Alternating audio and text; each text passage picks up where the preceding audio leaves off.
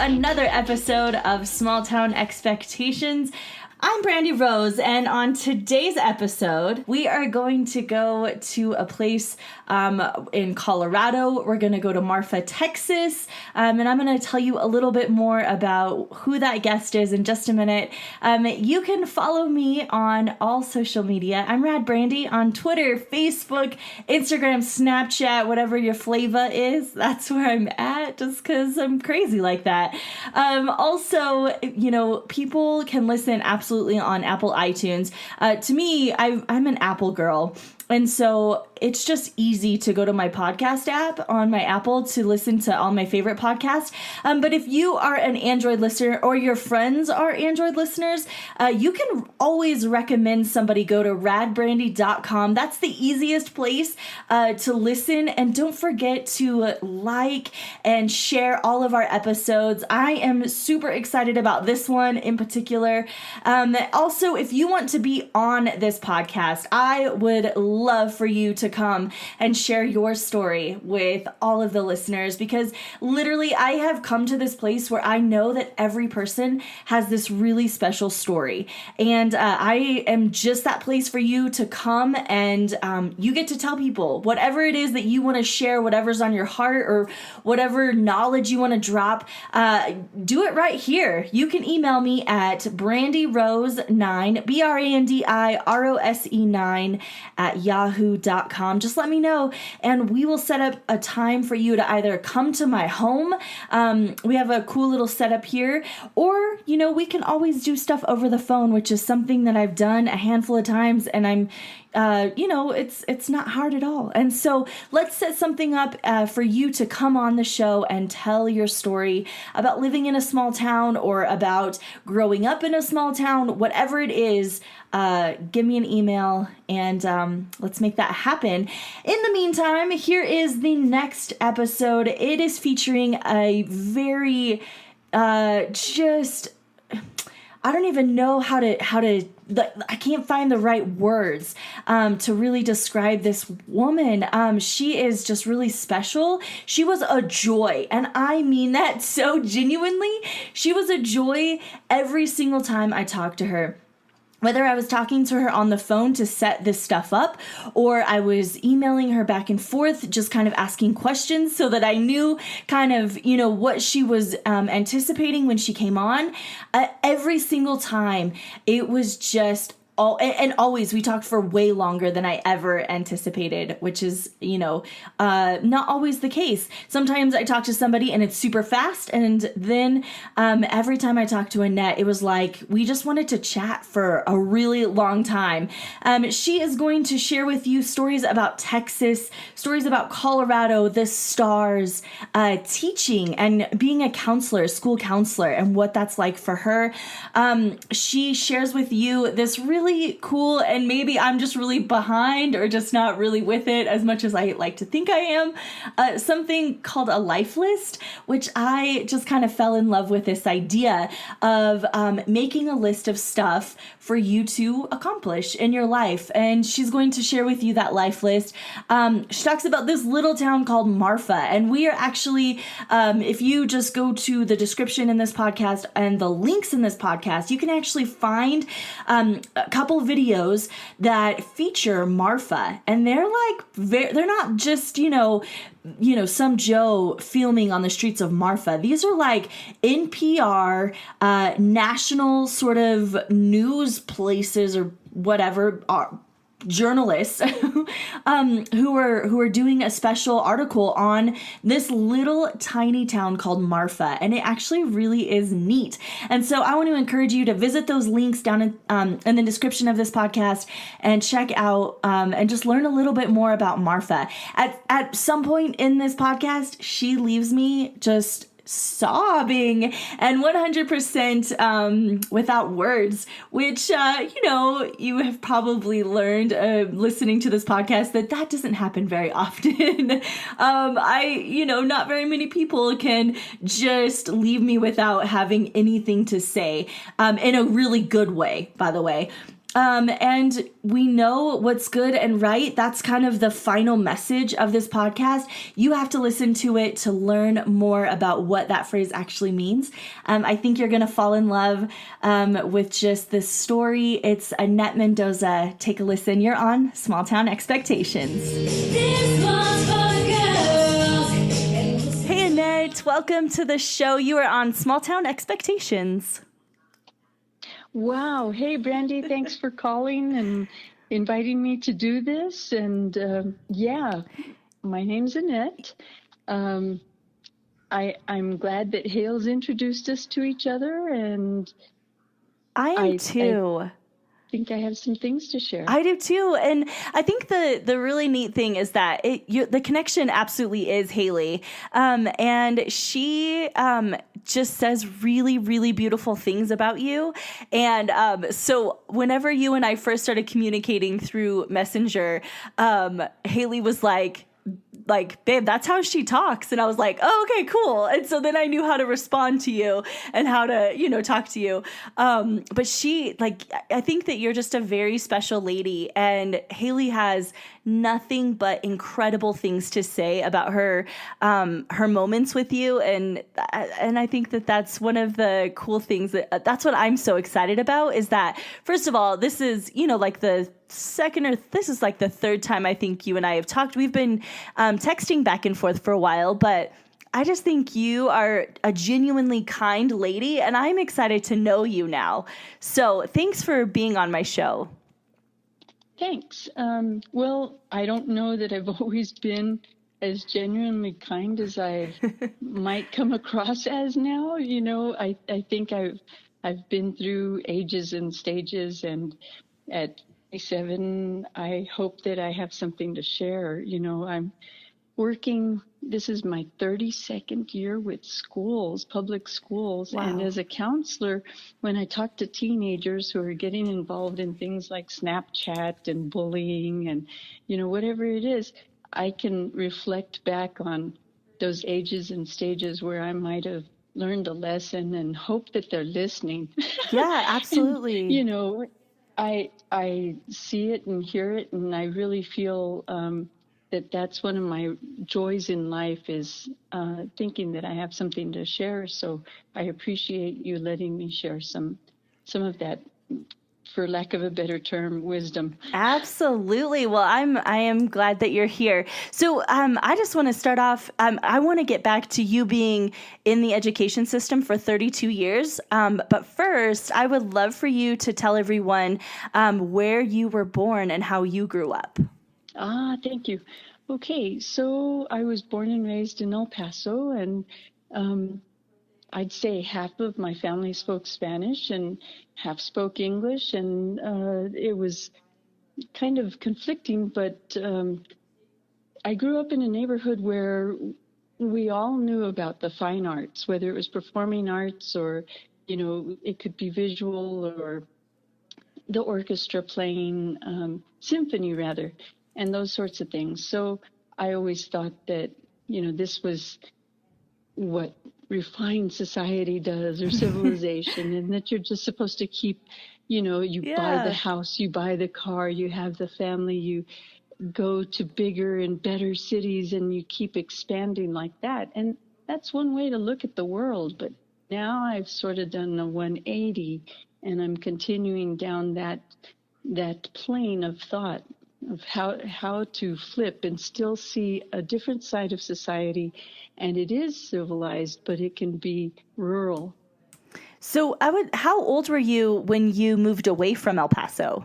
Okay. Yes, I left at age 18, but I went to San Antonio, and I have lived in some other cities, but I'd say my first urban experience maybe when I was 21, and I was just in shock because I didn't think that a place like Alpine, Texas really existed, where there are huge ranches and people who actually still are authentic cowboys with lassos and, cattle and all sorts of livestock. And around Farmington, there's lots of that. And the Navajo Nation has a lot of quite a bit of that too, right? Yeah. Rodeos, real live rodeos. Yeah, absolutely. It So was a culture shock, though. you were in your early 20s before you ever experienced something like that. Correct. Wow. And How about you? well, and Yeah, I go ahead. think that, in this area, it's something that we just kind of take for granted. I think, some, especially, teenagers now in 2018, they're just like, yeah, like that group over there, they ride horses, and that group over there, they go to the skate park. But I think when you are in a big city like El Paso, and then you move to San Antonio, and you're just kind of going from big city to big city, and then all of a sudden you're like, whoa, people still actually ride horses and they barrel race. What is this barrel racing, or what is this? Why are they Exactly. tying up those baby cows, or whatever it That's is? it. Yeah, I feel like that could be a big culture shock, and it could be it would probably be a little scary too. Right. And then there was a romance to it as well, because I learned from people who loved that experience of, say, going from a big city like Dallas or Houston to a place like Alpine, and they figured you can camp and you can raft and you can hike these trails and you can really connect with nature in a way that so many people have forgotten about. And find my bliss. If you're going to be a Buddha on a mountain or something like that, that's cool. You can do Hmm. it in the middle of the desert. You can do it by the side of a stream, wherever it is. For me, it's connecting with nature, whether it's barefoot. I don't know. I can't do it on concrete as well as I can out there. Yeah. And so you learned that at a young age, is that true? Around 20 Yes. is when you learned that you wanted to be in nature, and you wanted to be, kind of exploring just the world outside of concrete walls, and you wanted to look at the stars, that kind of stuff. Oh. So tell me about that experience of, now you're in your 20s, and you're like, there's a whole new world out here, and this is what I'm going to do now.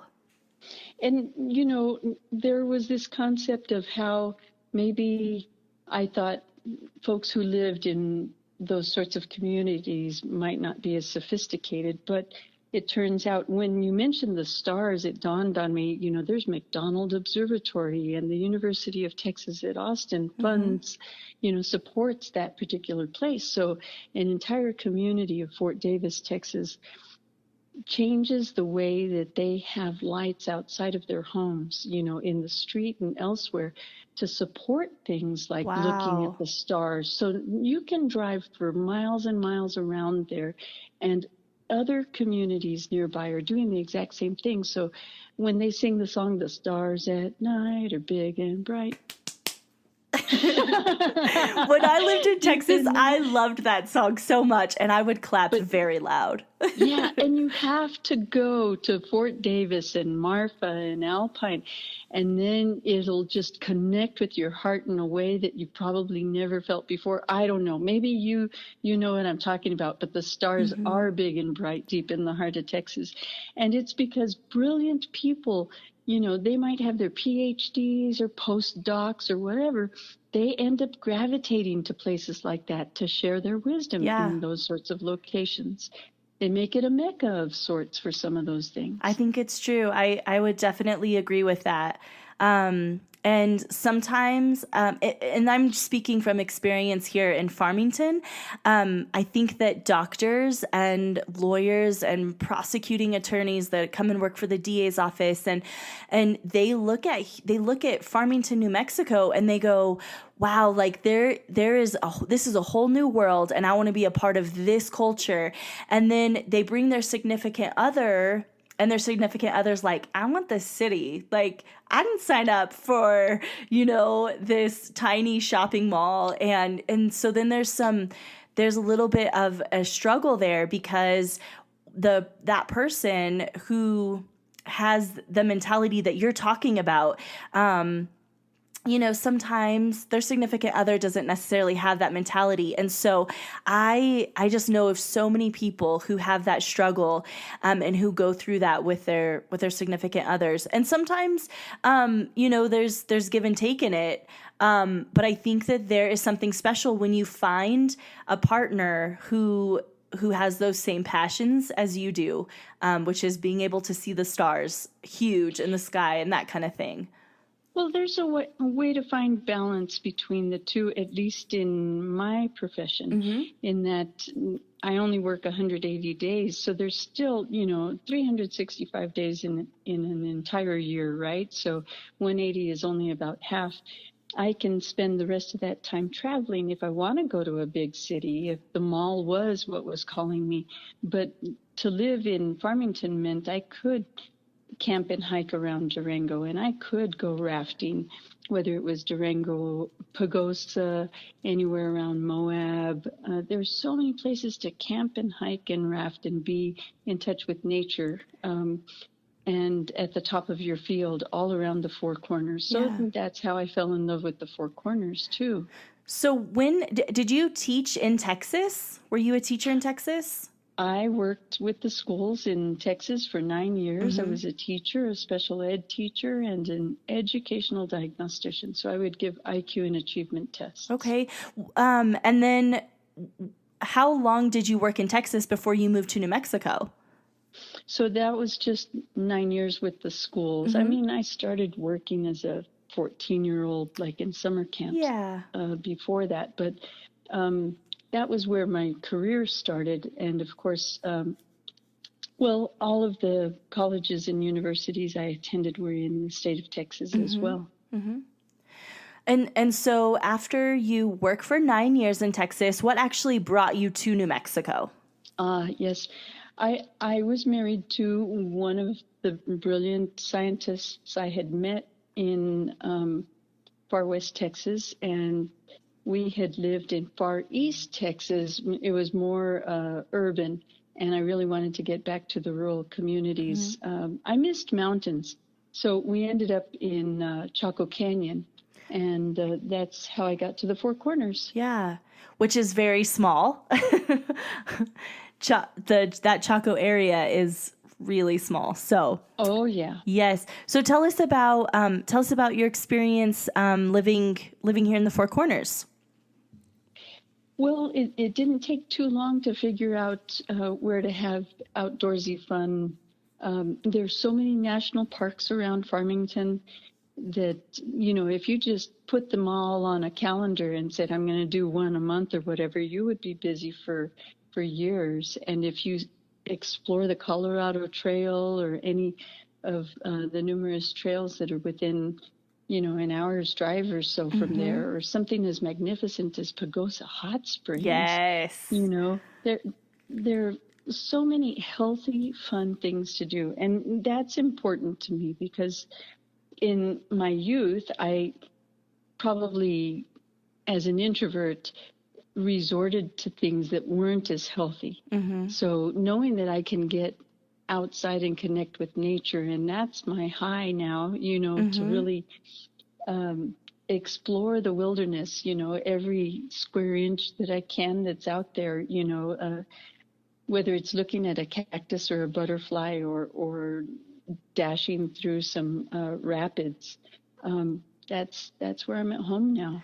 Which is so inspiring because you are an older lady. And I think there's a stigma that says once you get old, like you can't, you're just going to be watching Jeopardy for the rest of your life or something like that. And you really have proven that wrong. So I admire that. Staying active is important. I have had, and sorry to be a downer for a second, but there's a turning point, at least in my life, I think around 50. It seems like people I went to high school with have not been as fortunate as I have. It seems like sitting is the new cancer, they say. You can't just sit there. You have to get up. You have to get moving and changing the way that I eat. I'm practically a vegan now, and it seems like the people I know who are vegetarian or vegan They're not the ones having heart attacks. They're not the ones that have as many. I mean, folks can have any number of things impact them, but I'm trying to tip the balance in my favor. So Yeah. being active and eating low on the food scale is important to me. Yeah, absolutely. Value. So you're talking about hiking, and the first thing that comes to my mind is National Arches Park. Have you ever been to that I park? love it. I Yes. love that area. Have you gone to Delicate Arch? Did you do No. that hike? Okay. It's kind of scary at one part. Well, so I went to National Arches Park when I Oh, was probably like 14 or 15 I with see. one of my best friends when I was in junior high and high school. Her name is Carrie, Caroline Craig. Yeah. She's a local that everybody knows. She Yes. actually took me to that park and introduced me, and I cannot get those, just the sky and the rock formations. I've never been able to get them out of my head. Like I need to go back there Yeah. because it's beautiful. And The geology is amazing. And when you go yes, back and you walk through something like the visitor center where it explains all the geology, that's something that intrigues me too, because you never know. You might have encountered one of the geologists who helped write that document that you're reading, or, helped do the research and maybe found a dinosaur fossilized print out there or something. Yeah, yeah, that place that is makes really it interesting. incredible. Yeah. So now that you are living in the Four Corners, we're going to go back to your 20s and 30s. Tell us just some of your experiences about living here. Okay, so I was in my 30s when I moved to the Four Corners, Okay. but I had been pretty much, I guess Houston was the closest big city when I was living in Far East Texas. So it's almost a negative elevation, it's sea level. And to move into the Four Corners, there's a bit of an adjustment to make because there's this, some people get altitude sickness with that sort of an elevation. I recognized that once when I went with some people who were incredibly dedicated to cycling, and they rode their bicycles from Telluride over to Moab, and it took a series of days. I was like the Sherpa. I would drive a vehicle and pitch a tent at a campsite and then go back and check and see if anyone got hurt or needed supplies or something. Yeah. Did that for several days. Well, one of the athletes came all the way from Houston and didn't allow time to adjust to the altitude. And that poor fellow was just really at a serious disadvantage until he did adjust, and then he blew everyone away with his skill. So I know that physically there's a huge difference, not just because of the geography and everything that's outside of you, but internally something changes when you move from one spot to another. Yeah. And these are wide open spaces, like you were talking about, concrete walls in the big city, and then you have so much space to explore. There's a huge contrast. So you are driven either in or out of yourself. Either you can delve deep within in a contemplative way, or you can go out and explore more things than you ever imagined. And you can be creative about doing things, maybe less inhibited. Yeah.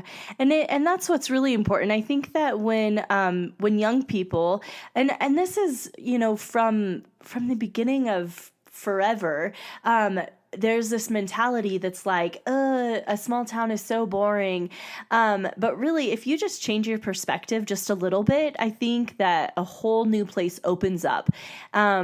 And sometimes that's hard for people, and so they can't make that adjustment. But if you can make that adjustment and take a new perspective, then you can find adventures, and you can find ways to have fun and ways to broaden your thinking and all of those. And so that's what it sounds like you did.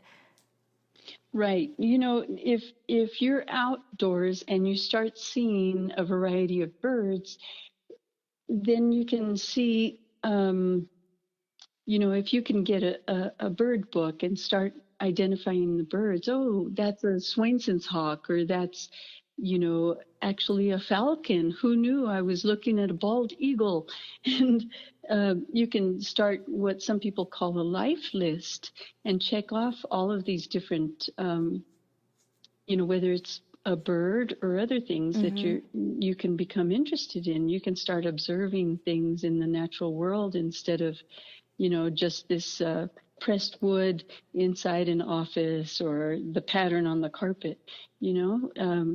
Learn things like astronomy, and it's real easy to get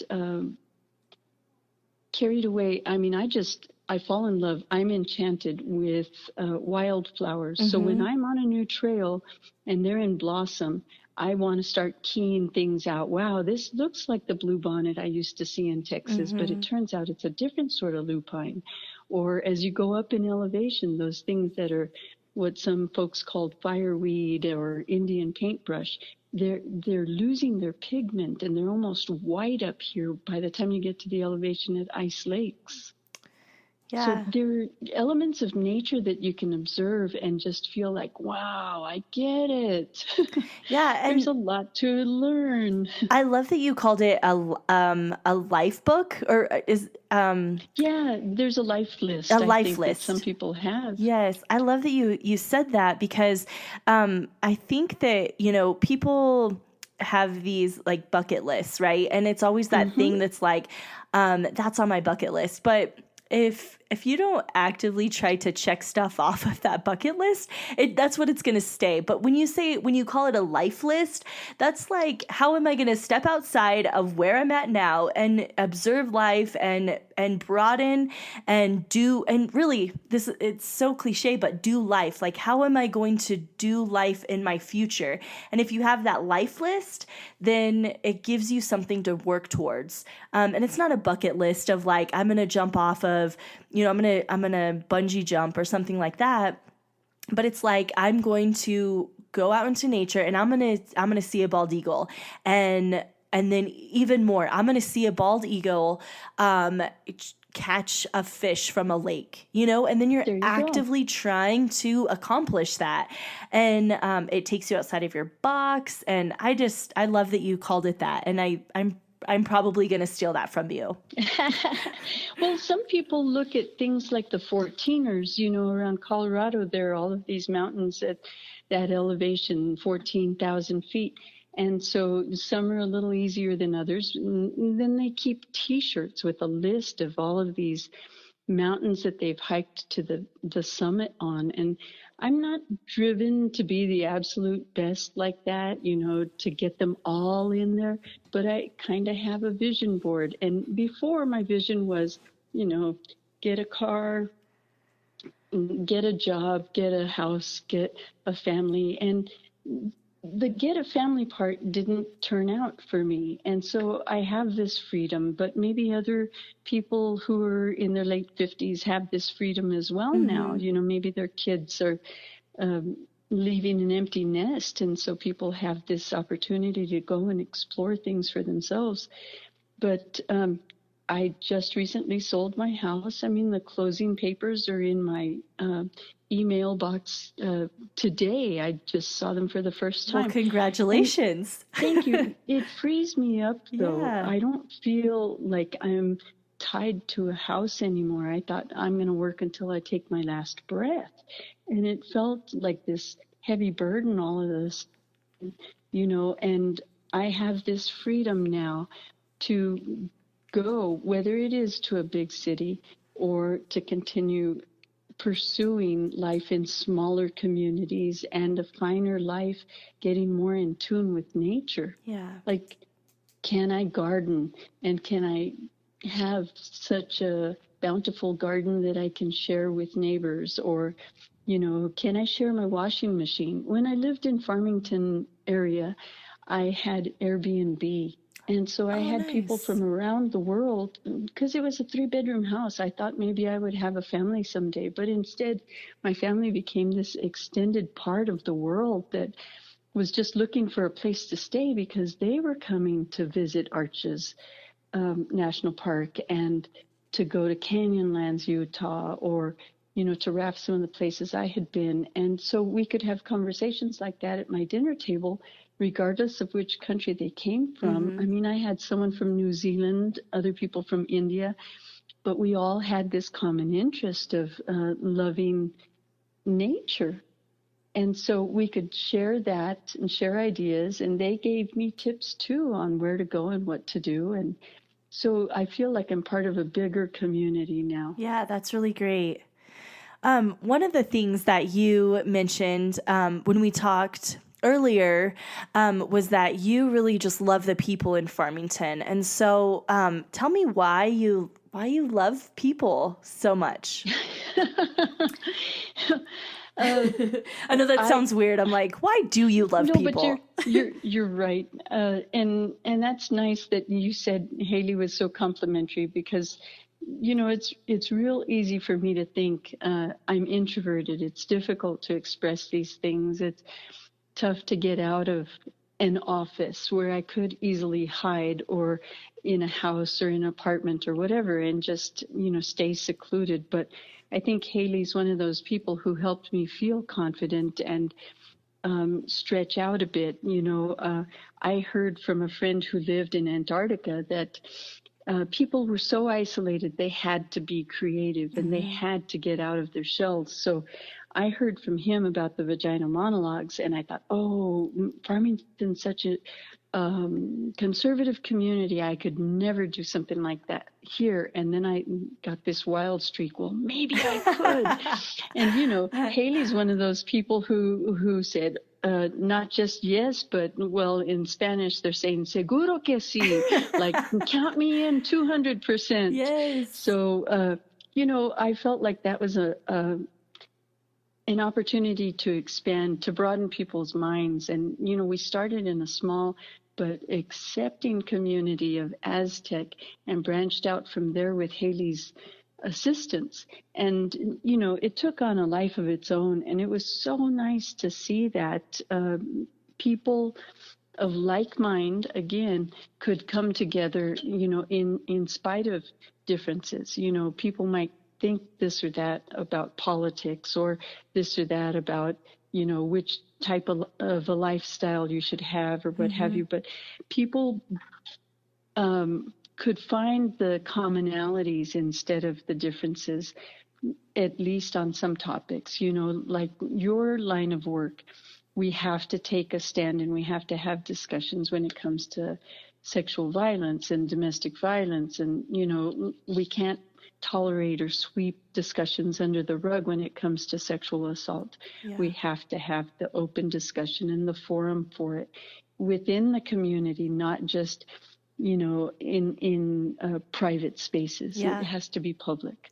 So I came to love Farmington more as I saw the community support broader concepts like that. Like I was a member of the Unitarian Universalist Fellowship. I was a co-president. And that particular fellowship has a rainbow flag and is very what they call welcoming, and they extend their hand. And Dr. Palir helped with establishing safe places for diverse community to exist. Yeah. So Farmington has really evolved quite a bit in the last decade. Yeah. I don't know if you've noticed. So I do notice that. I think things like the vagina monologues, where this community of people come together and they're creative around Eve Ensler's vision to just bring awareness to sexual violence. And sometimes just saying the word vagina in this town, it freaks people out. And so it's the people that are that really, perform and do that show in really incredible ways that open the minds of others to know that it's not anything vulgar, that it's really about building awareness and just allowing people to express their thoughts and their ideas and their hearts really around folks who experience sexual violence. And then Dr. Polier, she was and her anniversary of her death is coming up. And she did a lot for the LGBT community. And really, she was such a hard-headed woman. Oh my goodness. It sounds like she touched your heart in a special way. She did. She also made me crazy. But that's in a good way. Yeah. I mean, she's so special though. And so she just worked so hard for the LGBT community. And then, and never let anybody say no, and never heard no. And, even when we had disagreements, her and I personally, it was about a year or so before she died, her and I had a conversation and it got a little heated, but man, I respect that woman on like a different level because of the community that she just worked so hard for, and because of the lives that she touched, and it's just something special to have known her. And she really did. She worked so hard, and I'm excited that you and I together, we knew her together, and we knew her in different spaces. And that's the beauty of this place. I mean, we're talking about loving people here in Farmington and loving that we don't all have the same thoughts and same ideas, but there's something that can be very special about it, as people just sort of change their ideas or really just broaden the way that they understand certain topics.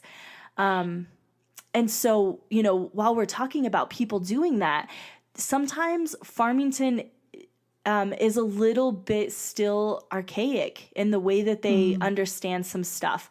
And so people like you and people like me and Judy Polier, and just, so many others. I'm just, that's only 3 people that I just named, are changing people's minds.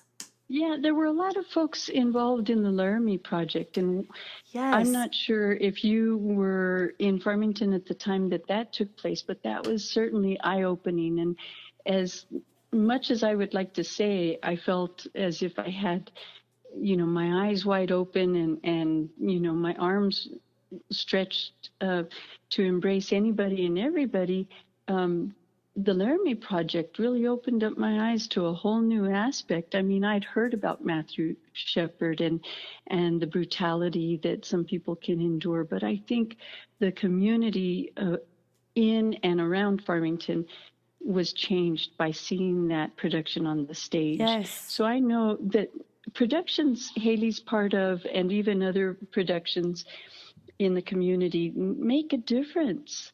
Yeah, Haley's hand was in the Laramie Project too. So, and that's the only reason that I wasn't in Farmington when that show happened. But I've only heard all of the incredible things that it did bring to this community, and it's all been because Haley is so passionate about that. There you go. So, absolutely.